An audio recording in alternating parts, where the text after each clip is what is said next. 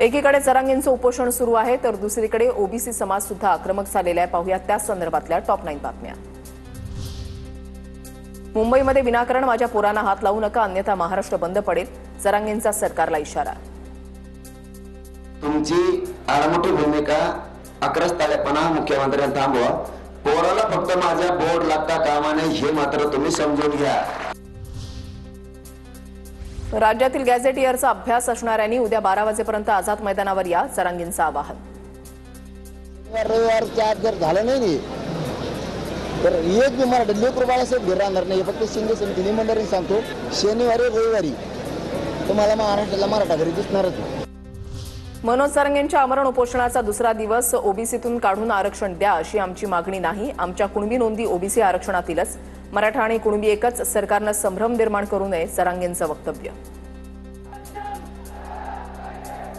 आमच्या ज्या नोंदी आहेत त्या ओबीसी आरक्षणात आहेत, आम्ही ओबीसीतच आहेत, मराठा आणि कुणबी हा एकच आहे, हे आमचं म्हणणं आहे। हे सरकारनं समजून घ्या, संभ्रम निर्माण करू नका। आरक्षणाबाबत केंद्र सरकारच्या पातळीवर धोरणात्मक निर्णयाची गरज, संसदेमध्ये घटना दुरुस्ती करून आरक्षणाचा तिढा सोडवायला हवा, शरद पवारांचं वक्तव्य। प्रदेशप्रसंगी घटनेमध्ये दुरुस्ती करून सुद्धा हे आरक्षणाचा हा जो तिढा आहे हा सोडवण्याच्या संबंधीचा निकाल हा संसदेमध्ये घेतला पाहिजे। शरद पवार फसवाफसवीचा खेळ खेळत आहेत, पवारांना संविधानिक मर्यादा माहिती पाहिजेत, आरक्षणासाठी घटना दुरुस्तीच्या पवारांच्या मागणीनंतर गुणरत्न सदावर्ते आक्रमक। हे गुमरांगीन नाही, हे फसवाफसवी आहे, मराठा भावांची फसवाफसवी आहे, यांना माहिती आहे आरक्षण देता येत नाही। त्याचबरोबर ओबीसी भावांची सुद्धा फसवाफसवी आहे, हे फसवाफसवीचा खेळ खेळत आहेत। मराठा आरक्षणाच्या मुद्द्यावर फडणवीस सरकार मार्ग काढतीये तर काही राजकीय पक्ष आंदोलन कसं चिघळेल हा प्रयत्न करतायत, भाजप नेते केशव उपाध्यायांचा विरोधकांवर आरोप। खरं म्हणजे मराठा आरक्षणाच्या मुद्द्यावरती देवेंद्रजी हे सकारात्मक आहे। या तिन्ही पक्षांच्या नेत्यांच्या प्रतिक्रिया पाहिल्या तर तो चिघळेल कसा यासाठी हे नेते प्रयत्न करतायत असं दिसतं। आरक्षणाच्या रक्षणासाठी ओबीसी समाज रस्त्यावर येणार, राष्ट्रीय ओबीसी महासंघाचे अध्यक्ष बबनराव तायवाडेंची माहिती। आमच्या संविधानिक आरक्षणाचं रक्षण करण्याकरता हा ओबीसी समाज आजपासून रस्त्यावरती येत आहे।